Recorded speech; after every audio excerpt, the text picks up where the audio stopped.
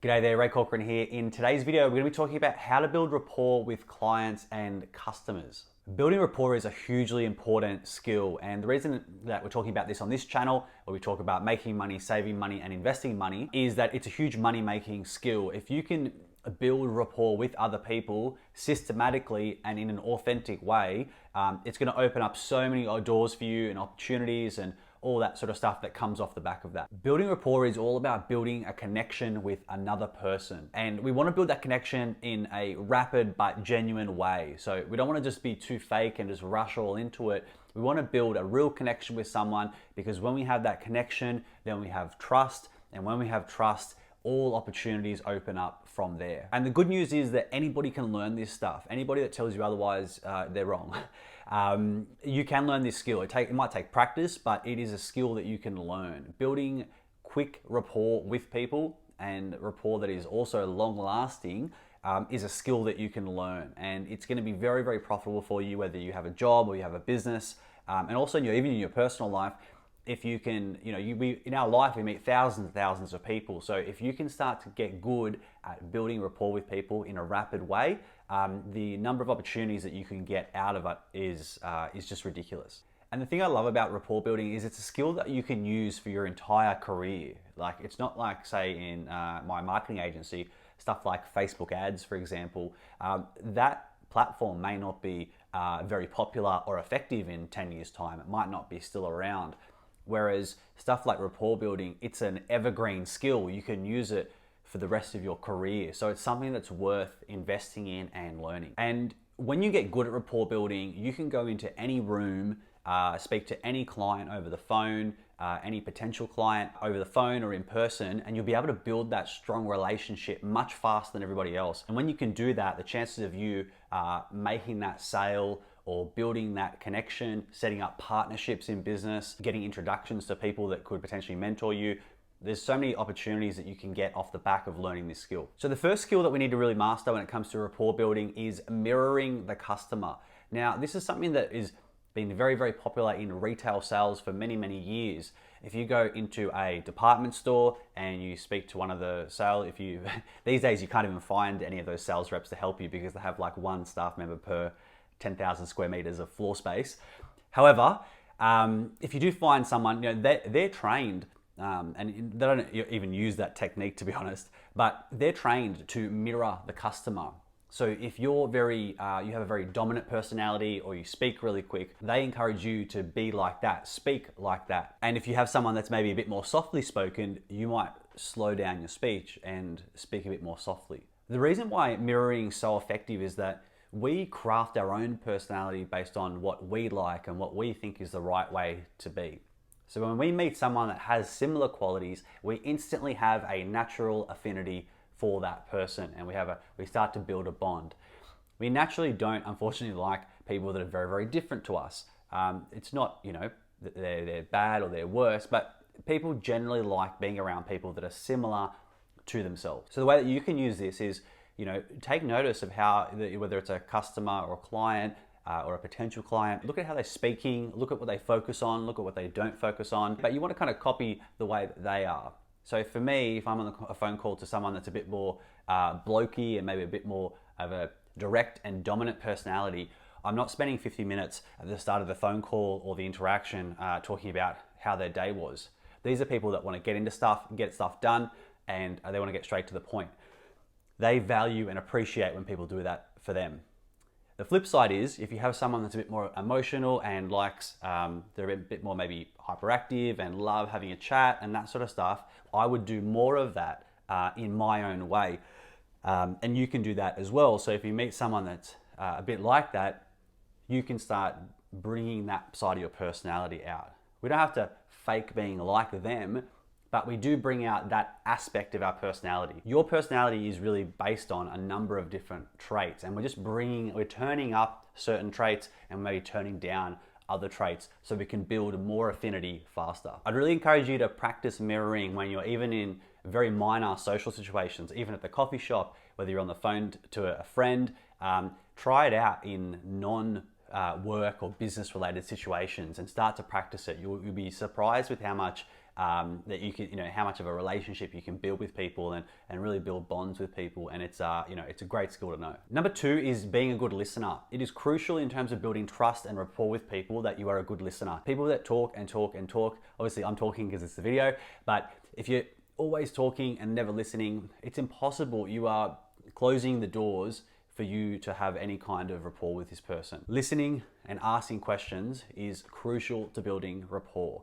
Most people do a crap job of listening to other people. So if you can be someone that listens more than most, you're gonna find that you build rapport better than most. As the old saying goes, you've got 2 ears and 1 mouth, so use them accordingly.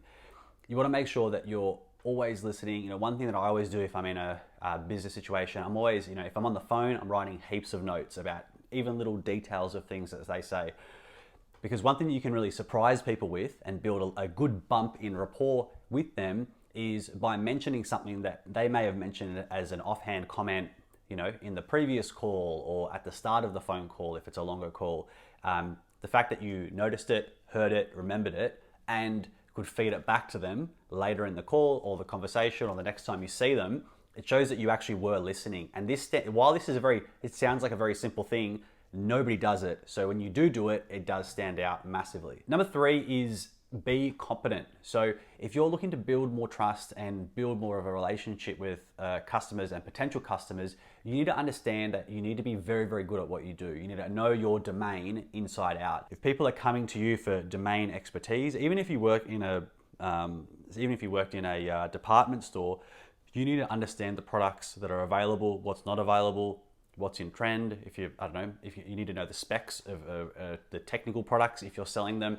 You need to understand that. If you don't know your stuff, when it comes to dealing with people, they're not going to respect you. They're not going to be interested in dealing with you because you can't offer them anything. So you need to understand that you need to know everything about your domain. When you know what you're talking about, you can be someone that they can trust and count on to be useful to them. Number 4 is you've got to be reliable. It's very, very important if you want to build trust and rapport with customers, especially potentially difficult customers that you will come across that have they're either just hard to deal with, like in a negative way, or B, they're great people. However, they're extremely demanding and have very, very high expectations. Potentially customers that have very, very high spend and deserve a real top level of service. So what we want to be doing is making sure that you are reliable. So this means usually a lot of micro things. So if you say you're going to call at 1 p.m., call them to the minute at 1 p.m. This is something that a lot of people don't do and are very casual about in a business environment. This is something that I started doing just because I like being punctual. But one thing I didn't expect was how much my customers and clients loved it. They love that they know out of all their meetings, their phone will ring when it's our meeting to the minute on time. And it almost becomes a bit of a running joke about how the calls are always on time. And while it's a bit of a laugh, it's actually a very serious reason behind that, because people love certainty. They love people they can count on because they are few and far between in work and in day jobs and in business. So you stand out a lot and you can build a lot of trust by being someone that they can trust. And it doesn't just come down to punctuality. It's very, very important that you do what you say you would do. So if you say you're going to send an email, I don't care if it's 9 p.m., 10 p.m., you had a big day, you're tired. If you said that you would send that email by the end of the day, you need to send the email. If you don't, will anything happen tomorrow? Probably not, but the customer notices. You might not think that they would care or notice, or they might not even say anything to you, but they do notice. And if you keep letting yourself off, you will start to build a bit of a picture that you are someone that can't be counted on. Another really important thing when it comes to building rapport with your clients and customers is doing the right thing by the customer. Now, Atlassian, which is a massive sort of tech startup success story out of Australia, and one of the biggest companies in Australia, they have a bunch of company values, and one of their values, I don't know if it still is today, but at one point they had one of their company values, which is don't F the customer. And what that means is basically do things in their best interests always.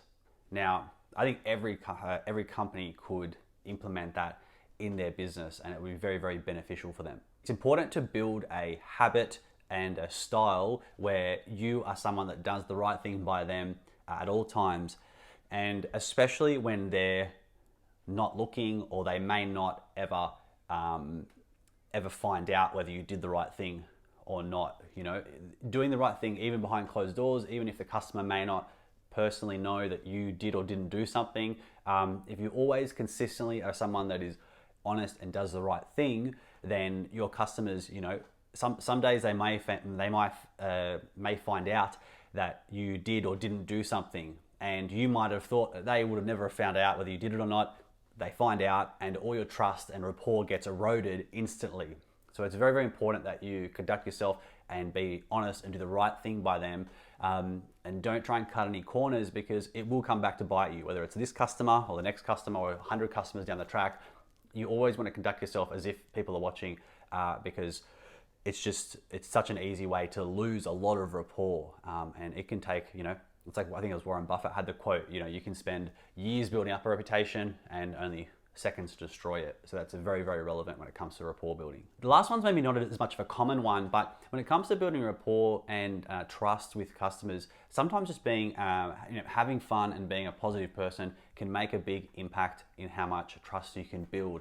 Because being positive and happy, and hopefully not fake happy, but like genuinely, you know, happy and positive, you know, always being in a positive frame of mind and a can-do attitude, it's a very attractive quality for people. So if your customers, if they can feel that on you, they can sense that when you're being a positive person. So it can build a lot of trust when they just kind of and a lot of rapport and likability when you're a happy person. If you're always negative and can't do this because and you can never get stuff done, it kind of repels them, and it doesn't help you build the kind of rapport that you need. So that's the video for this week. I hope you found that useful. Let me know in the comments below, you know, what was your favorite tip? What's something that you've done before that has worked really, really well? I would love to hear it. And give the video a like if you want. And other than that, I will see you on the next video.